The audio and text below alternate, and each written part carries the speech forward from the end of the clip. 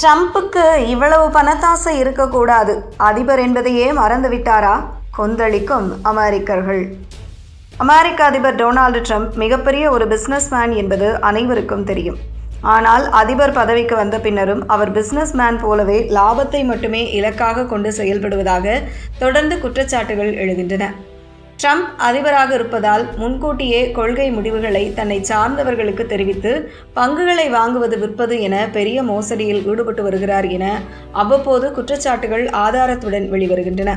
இந்த நிலையில் ட்ரம்பே இது உண்மைதான் என கூறும் அளவுக்கு ஒரு சம்பவம் நிகழ்ந்துள்ளது. இதனால் ட்ரம்ப் பெரிய சர்ச்சையில் சிக்கியுள்ளார்.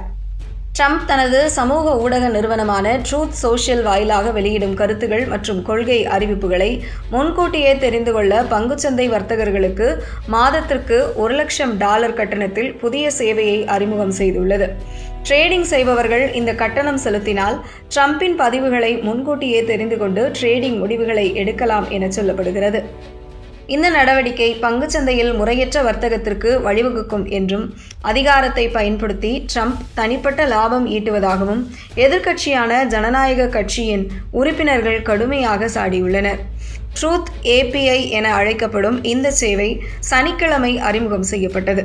இதனை பயன்படுத்தும் நிறுவனங்கள் அதிபர் ட்ரம்ப் பதிவிடும் தகவல்களை பொதுமக்களுக்கு கிடைப்பதற்கு முன்பே அதிவேகமாக பெற்றுக்கொள்ள முடியும். எனவே பல ஊடகங்களும் சமூக ஊடக நிறுவனங்களும் இத்தகைய சேவைகளை வழங்கினாலும் ட்ரம்ப் தனது சொந்த நிறுவனம் மூலம் இதனை வழங்கப்படுவது விமர்சிக்கப்படுகிறது. ஏனெனில் ட்ரம்ப் பல முக்கிய அறிவிப்புகளை ட்ரூத் சோஷியல் வாயிலாகவே வெளியிடுகிறார்.